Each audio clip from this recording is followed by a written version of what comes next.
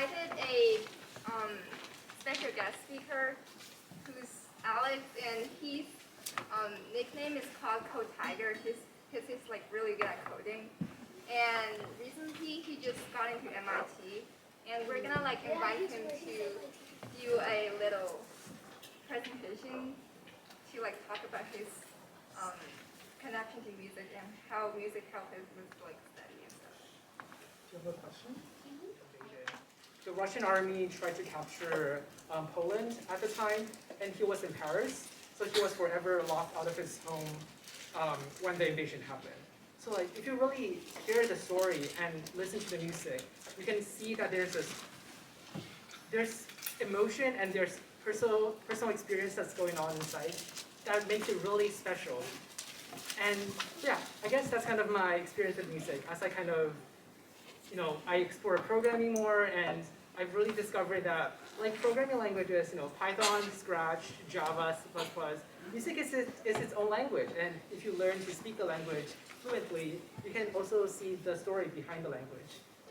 And I guess the final thing I kind of wanted to talk about was really how I reconciled between, as I said already a lot of times, I'm mainly a programmer, not a musician. I play a little bit of piano nowadays, but not like crazy amount like before.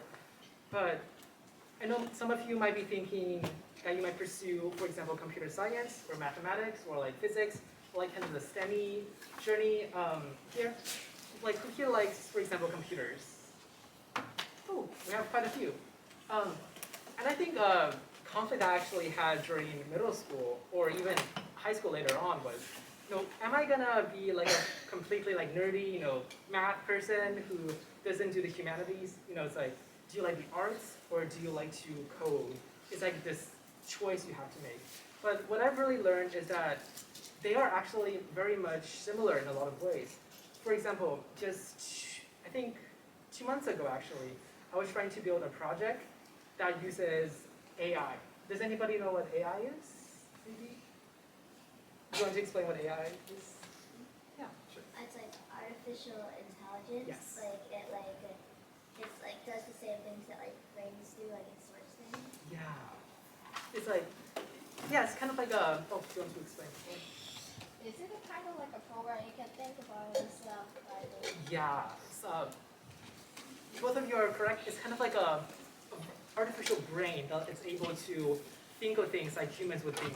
And one of the projects I actually tried was if AI can be used to produce music, because music is a language, and there are models that can already kind of like write natural languages.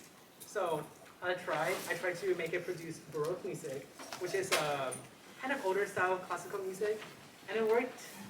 I wouldn't say it's like Bach level kind of music, but it was definitely some kind of enjoyable music. And it was so interesting because you can use, like, I know you guys were just doing the workshop and experimentation with like, manually messing with the different kind of rhythms and stuff, and we're generating nice rhythms. But what if a computer can just generate super high quality, super fun music, whatever you want on demand, based on whatever you type into the system, and that would just be generating 24/7.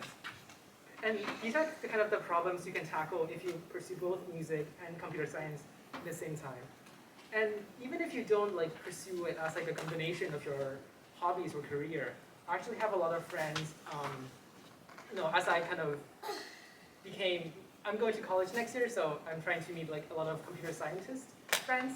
And I've discovered that many of them love music as much as I do, because it's so relaxing. Like imagine you just code, program a lot of things for, there's like a bug going on, the program is failing, your game is not working, the characters are glitching out of existence.